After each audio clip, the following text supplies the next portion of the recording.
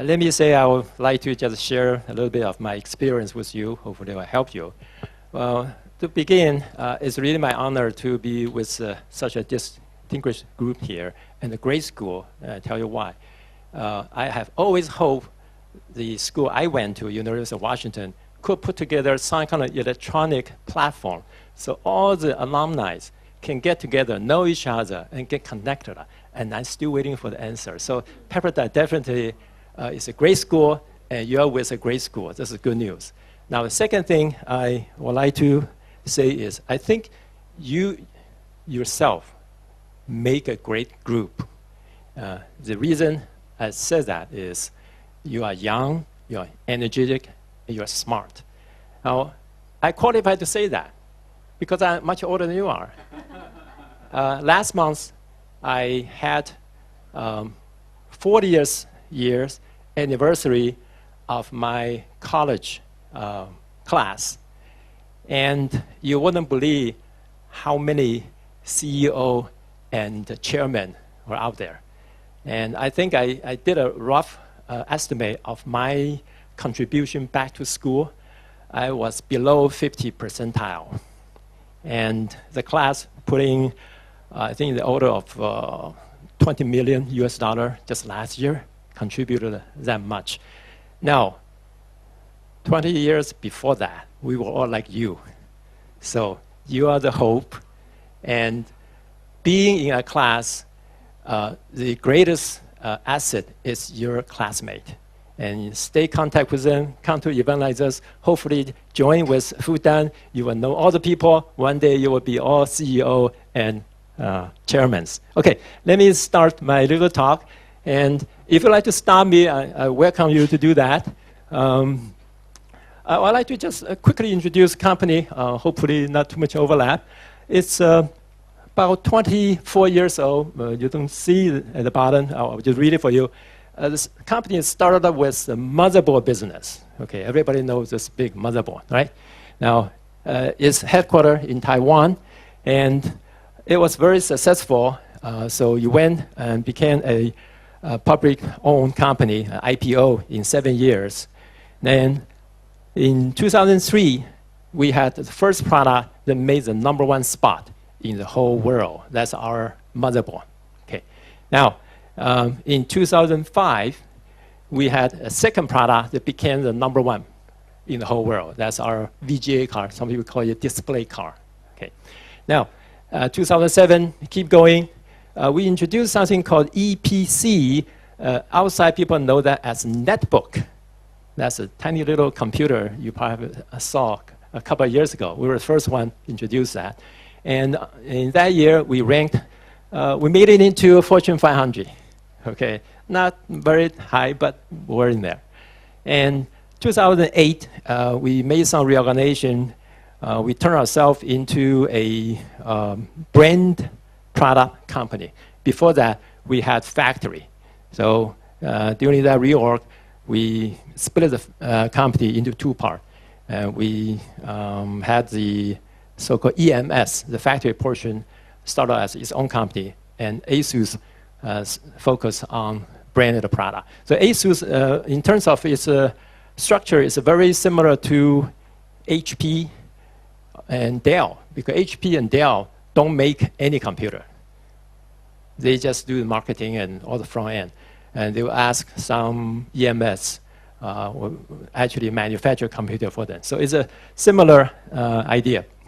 Okay, now last year, we made #3 in all the pads, like iPad, like mostly we, of course, only sell Android-like pad and Windows-based pad. And we are #1 in notebook that has touch feature. So you notice there's Windows 8, and it has touch feature. And we are the #1. And we are also the #1 in Taiwan in terms of having a brand that's recognized around the whole world. Okay.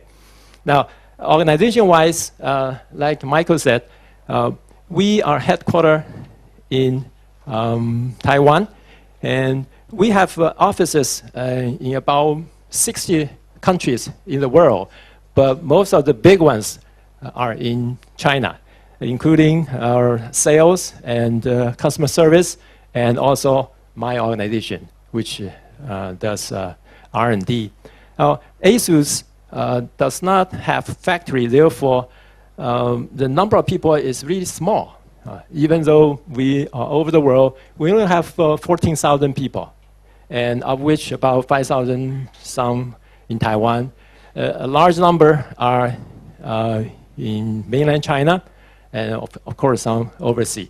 Now, among all these people, one thing you notice is there are a lot of engineers. Look at the ratio, 3,400 versus 14.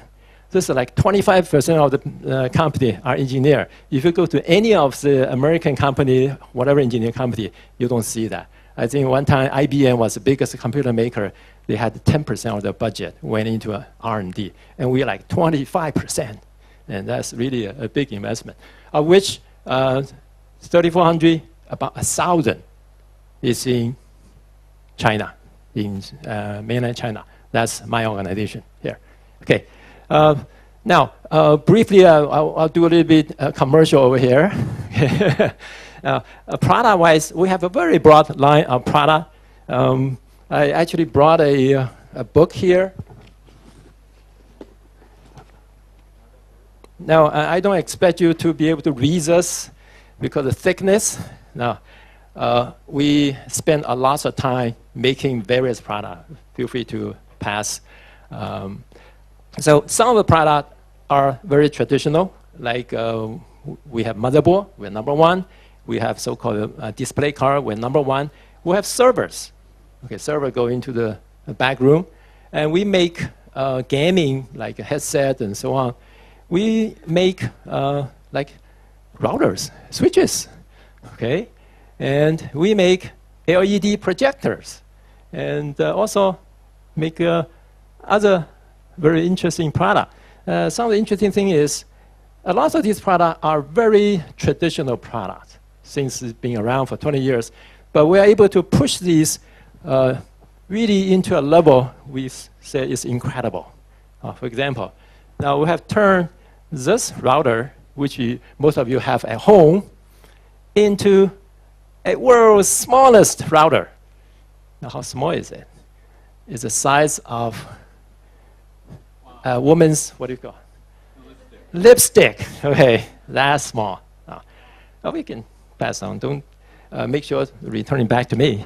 Now this LED projector, I don't have a real thing. It's about 2 credit card size in terms of top view. It's only a little bit.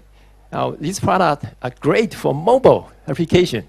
Nowadays, you don't need laptop anymore. All you have to do is get your mobile phone, and you have this small little projector. It's very light, and you can find a wall and project a 40-inch display very, very clearly. So you can go around the world with all your file on your mobile phone and do all your selling and do your communication there. Now, why do we make a small little router like that? Now, have you ever been to a hotel room where you find this one line coming in? You call the desk. Do you have Wi-Fi? Well, maybe they do, but it's very difficult to connect, right? Or maybe they don't at all. And what you have is one iPad, one iPhone, and another wireless devices. You got 3 wireless, and you have a 1 wired connection. What do?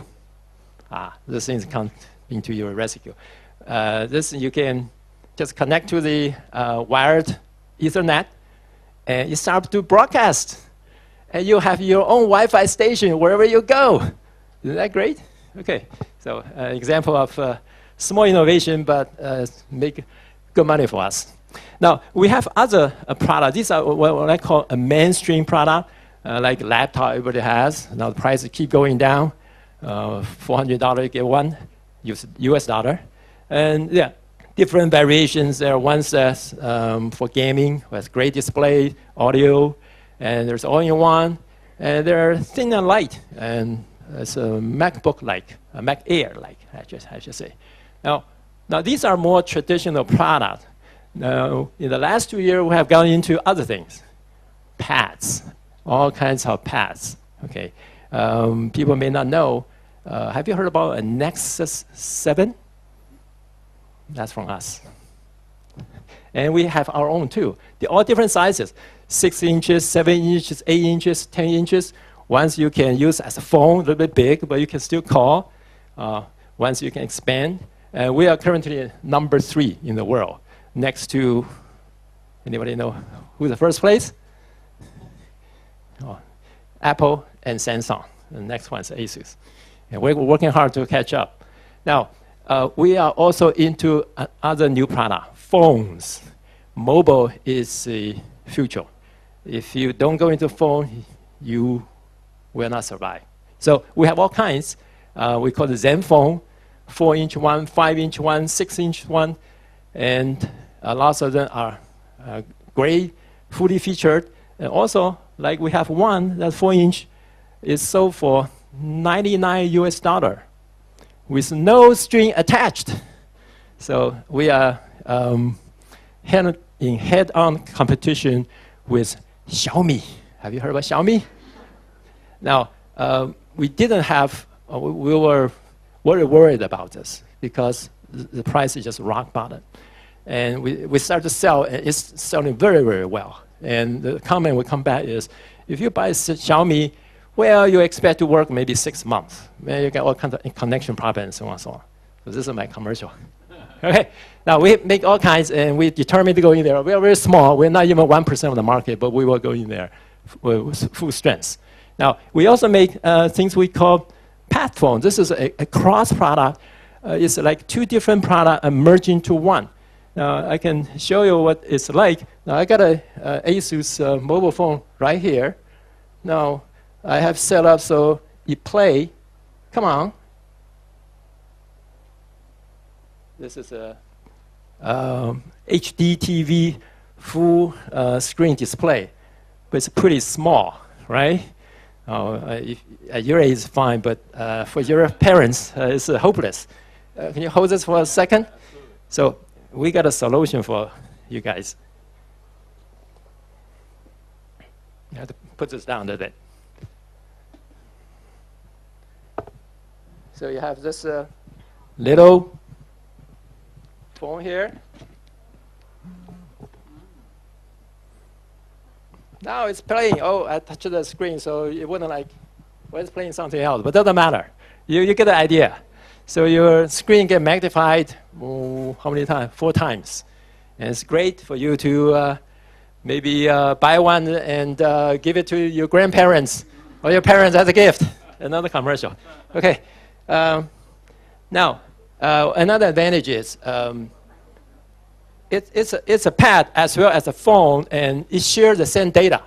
It does not need this, what do you call, cloud business. Cloud is great, but if you don't have the connection, you're dead, right? So the 2 devices share the same data. You never have to make connection. Now, in China, it's great because not every place you get good Wi-Fi. Now, here's another product. It's also a 2-in-1 product. We call it Transformer. Everybody know Transformer. It's a toy.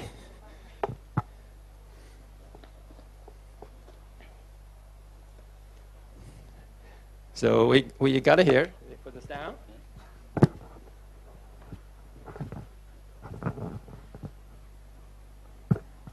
Well, maybe you hold it for me. Okay, here's a laptop. Okay. And it's a pad.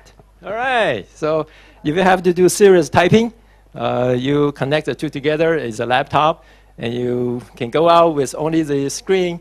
It has a Windows 8 in there. You can put it back and pass around for people to look at. All right. Now, someone will say, well, other people have the same product too. What's the point? I tell you, we had this product before Microsoft. Yes.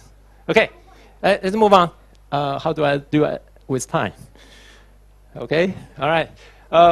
Last year, we made $14.2 billion, and we have an annual average compound growth rate of 21%, much greater than the industry, although last 2 years, it was quite difficult. Okay, it was almost flat because there's such thing called post-PC era. And the traditional market were expanding 16% every year without you doing anything. But in the last 2 years, it not only did not grow, it shrunk.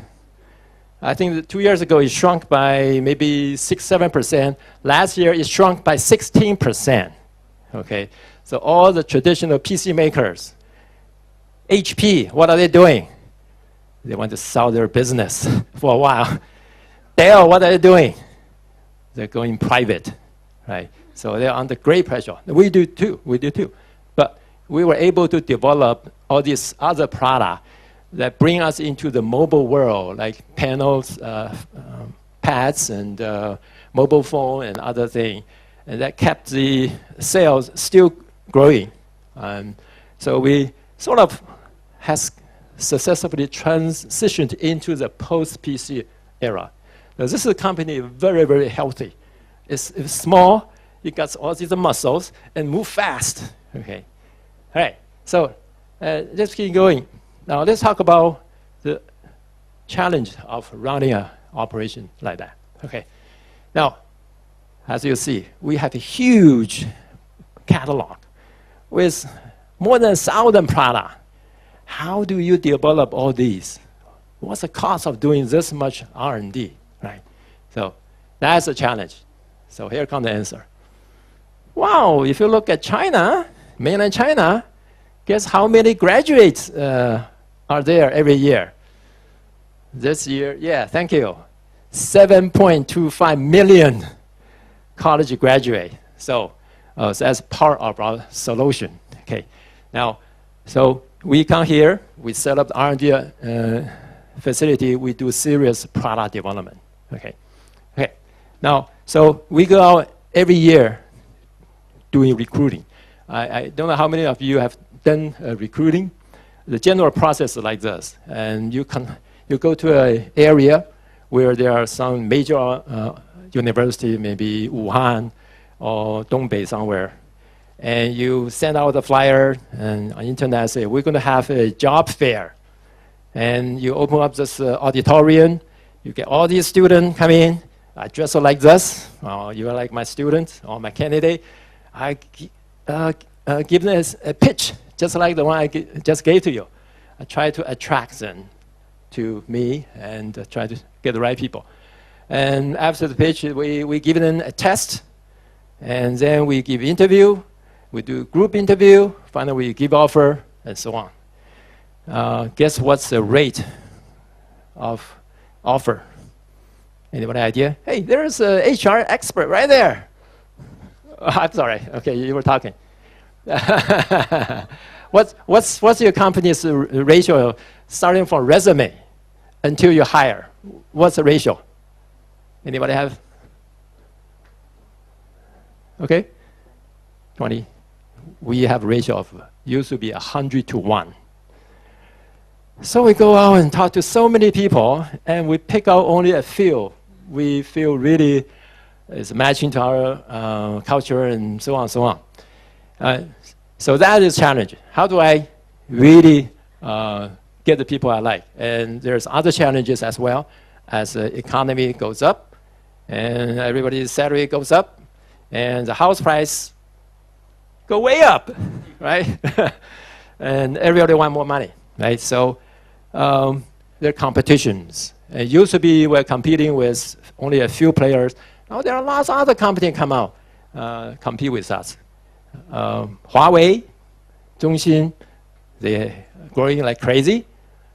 Alibaba, whoa, they're going to IPO. It's going to be huge. And they are offering salary. They sometimes say, oh, if you do well, I'll give you an apartment.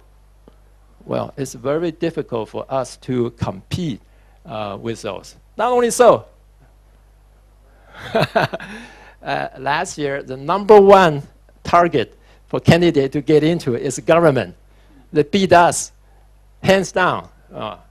Now, we operate in a different zone from some of the competitors. So we have to do this. We have to find people who are at a wage level that's proportional to our headquarters. Right? That's our business can only afford so much profit and so on and so on. they are certainly not like this group, right? So how do you go to the market? I think last time I checked, we are getting into maybe 50 percentile to 75 percentile of the overall salary range. And certainly not above 90 percentile. If you're recruiting at 90 percentile, you have lots of people. Okay, you get money, right?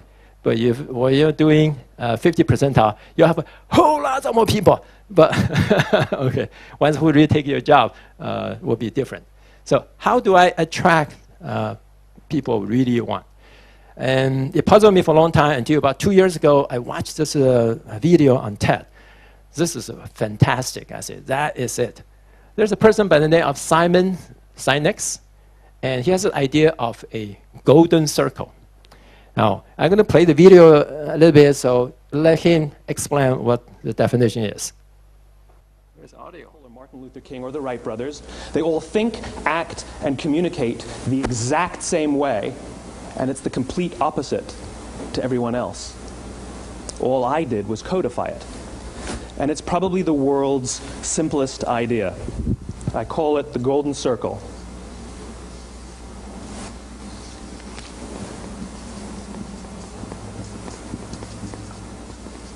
Why, how, what? This little idea explains why some organizations and some leaders are able to inspire where others aren't. Let me define the terms really quickly. Every single person, every single organization on the planet knows what they do 100%.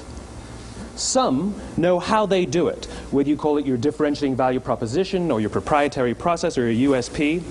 But very, very few people or organizations know why they do what they do.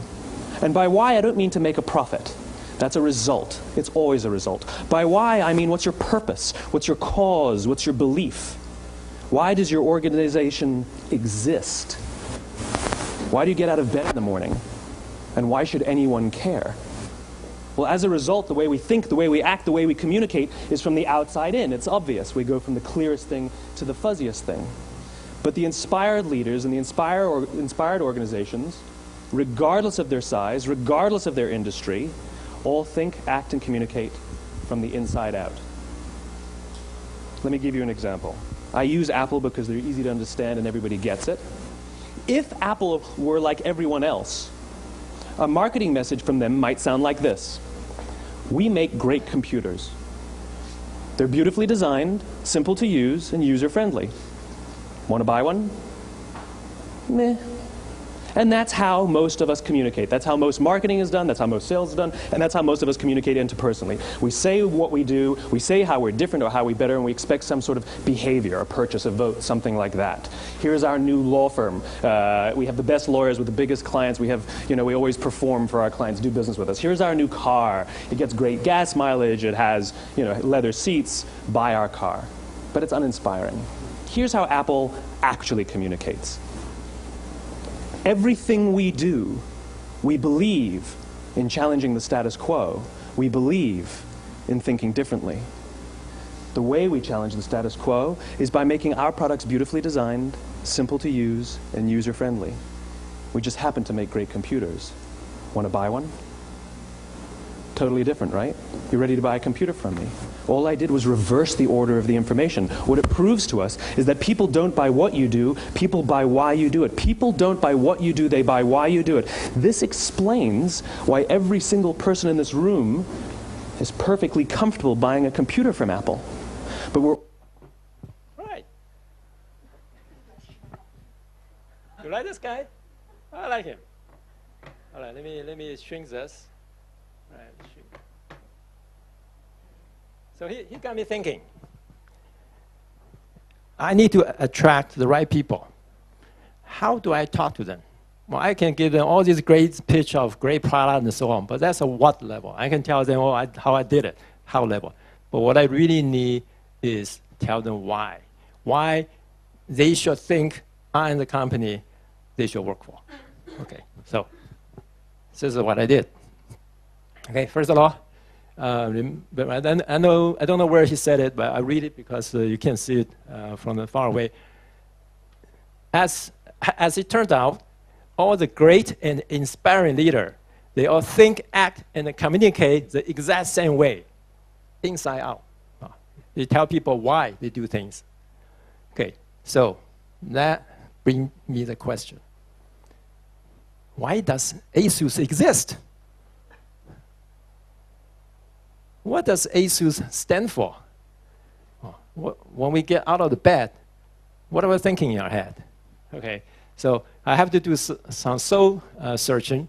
So I went to a company's operating philosophy, and I started to read. Can you read it? I'll read it for you. Inspire, motivate, and then nurture our employees to explore their highest potential, commit to integrity and diligence, focus on fundamental and results, endlessly pursue to be number one in the area of quality, speed, service, innovation, and cost effectiveness, strive to be among the world-class high-tech leader, and to provide valuable contribution to humanity. Bingo. Okay, what do you think? All right. So certainly needs some decoding, right? Now, I'm sure if you go back to your company, you find similar statement.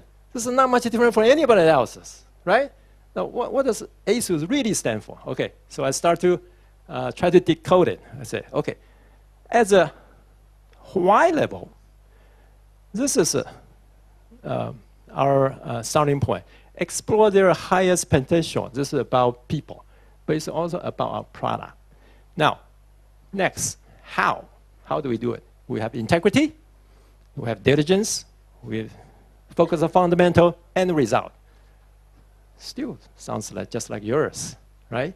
All right, now we have what? We want to be number one. Now, who doesn't want to be number one? All right, okay. So I need to really sink in, understand the difference between ASUS and all these other competitors. I need to tell a story that's incredible. I need to talk directly to the brain of my candidates. How do I do that? So ASUS in search of incredible. Now, this is how I go after I went through the whole process. I said, ASUS is a company of character. It's not like any company. First of all, we don't cheat. Secondly, we don't lie. Thirdly, we do everything to an incredible level to get the most out of it. That apply in two areas. One, to our people.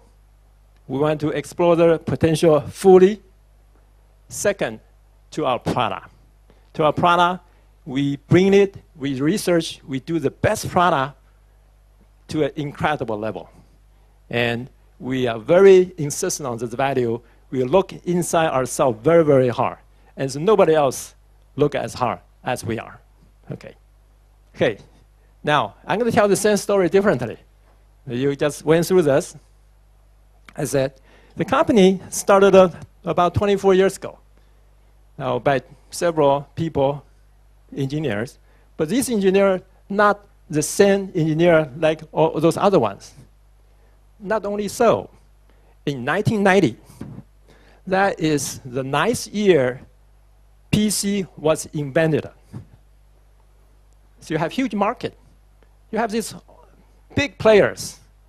Here come 2 or 3 engineers. They're trying to catch from behind. Right? But they are different. Why? First of all, they will get the most out of everything they design. They will look at the standard design and question everything. Why is there a component not doing anything? If it's not doing anything, get rid of it. Why are there expensive components? If we can replace it with more economical one, let's do that. Now, why is their function not turned on? Now, this board can run at 8 megahertz. Why are we running it at 6 megahertz? Let's turn the clock on. Okay, you have heard about turbo. Have you heard turbo computer when you were maybe junior high? Long time ago, some of you said, well, I never heard about it. Okay, it used to be there's turbo. Not only that, well, everybody does turbo. We do it more than that.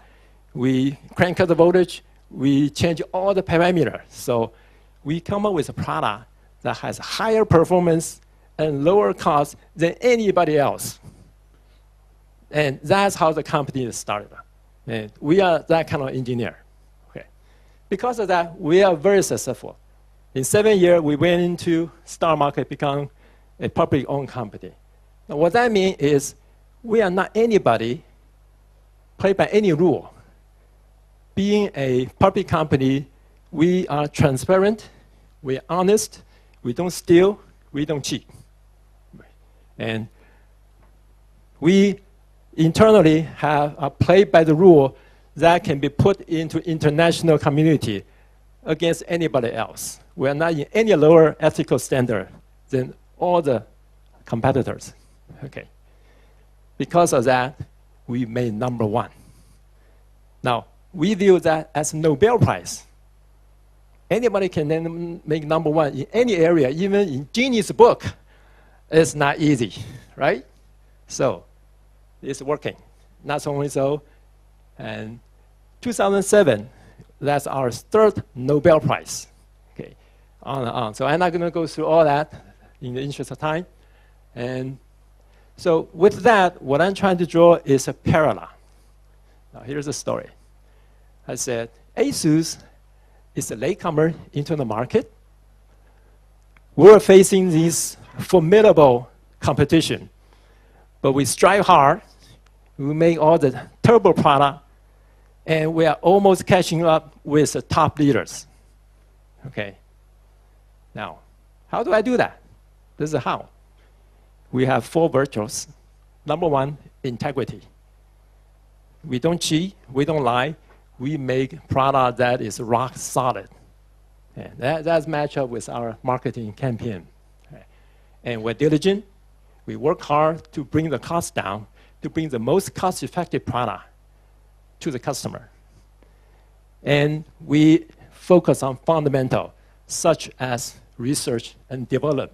If you come here, you're not becoming a, what do you call? Lots of company has this technical support, right? And if you work at some of the big name, hire you, and you actually see R&D that's taking place back in the home country, European country, US country. You are just a speak person. You are just a highly paid translator. But when you are with us, you are a real R&D engineer. Okay. Now, we focus on result.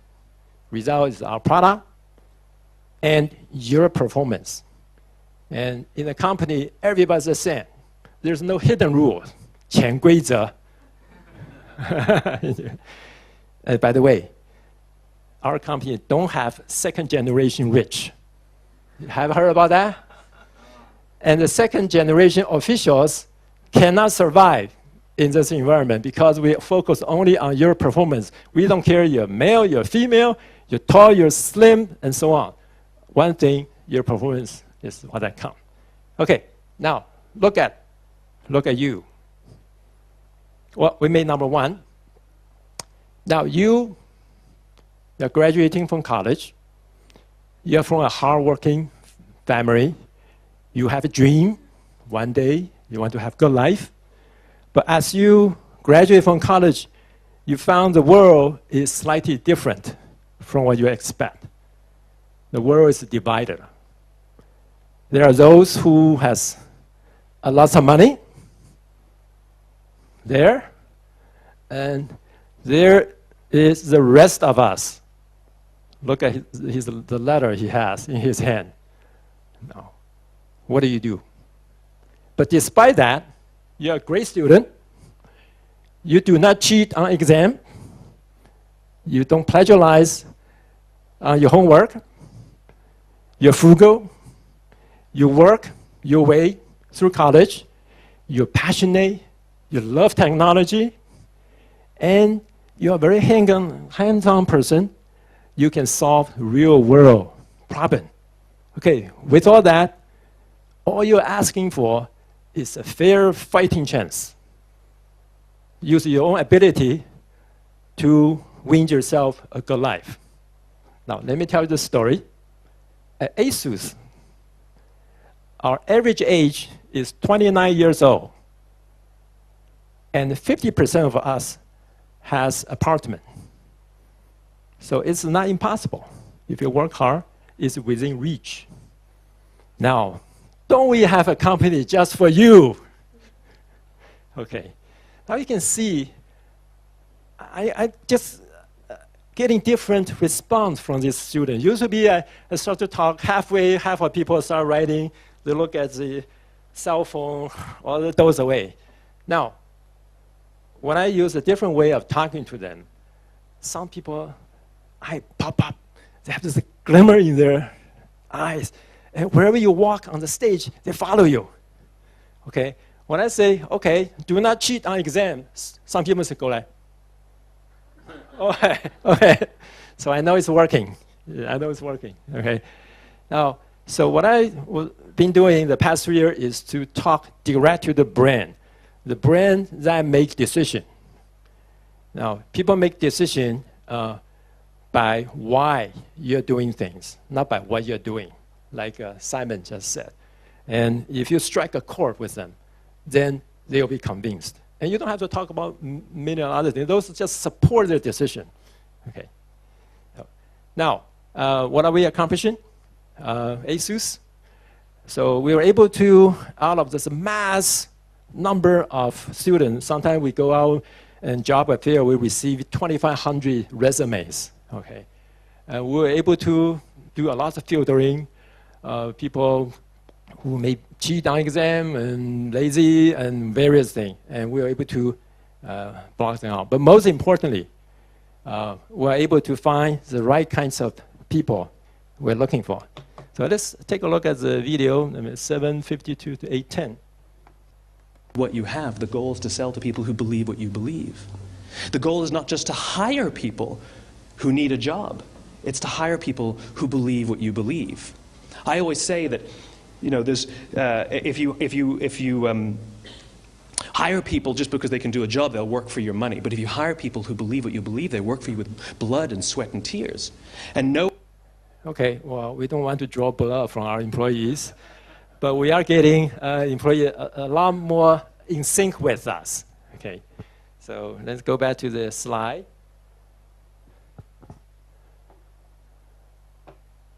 Minimize that for now. Okay, so what we're getting, like he said, those who believe in what we believe. Maybe you start late, but you work hard, you're ethical, you're diligent, you have a place to go. Okay.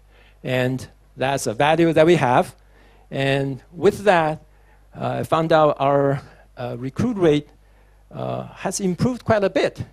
I think I said it used to be like 100 to 1. We got it up to about 2 to 3% last time around. And they were the people we want too. So we are very happy. So we know previously we weren't really striking people's heart. There were lots of candidates we couldn't get, we missed. Now we are able to get lots of them. So finally, closing. We are a global company, and so are yours. And we have employee, and you have employee too. And by turning our thinking a little bit differently, we managed to find out the why and made that connection. We're making a much better recruit. Now, going further, we think if we can really consolidate our thought, we should be able to turn this into a marketing message to all our customers. Find the right kind of customer so people will identify with ourselves. That's something we have to work on down the road. Now, to close this, I want to share with the rest of the video. I think that's really good. How many of you have seen this speech on TED? Oh, very good. Okay, don't let out the secret. In the summer of 1963, 250,000 people showed up on the Mall in Washington to hear Dr. King speak. They sent out no invitations, and there was no website to check the date. How do you do that? Well, Dr. King wasn't the only man in America who was a great orator. He wasn't the only man in America who suffered in a pre-civil rights America. In fact, some of his ideas were bad. But he had a gift. He didn't go around telling people what needed to change in America. He went around and told people what he believed. I believe, I believe, I believe, he told people. And people who believed what he believed took his cause and they made it their own, and they told people. And some of those people created structures to get the word out to even more people. And lo and behold, 250,000 people showed up on the right day, on the right time to hear him speak. How many of them showed up for him? 0. They showed up for themselves. It's what they believed about America that got them to travel on a bus for 8 hours to stand in the sun in Washington in the middle of August. It's what they believed. And it wasn't about black versus white. 25% of the audience was white. Dr. King believed that there are 2 types of laws in this world, those that are made by a higher authority and those that are made by man. And not until all the laws that are made by man are consistent with the laws that are made by the higher authority will we live in a just world. It just so happens that the civil rights movement was the perfect thing to help him bring his cause to life. We followed him not for him, but for ourselves. And by the way, he gave the I have a dream speech, not the I have a plan speech. Ooh.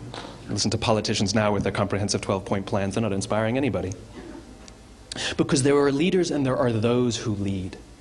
Leaders hold a position of power or authority, but those who lead inspire us. Whether they're individuals or organizations, we follow those who lead not because we have to, but because we want to. We follow those who lead not for them, but for ourselves. And it's those who start with why that have the ability to inspire those around them or find others who inspire them. Thank you very much. Okay. So, how do you like that?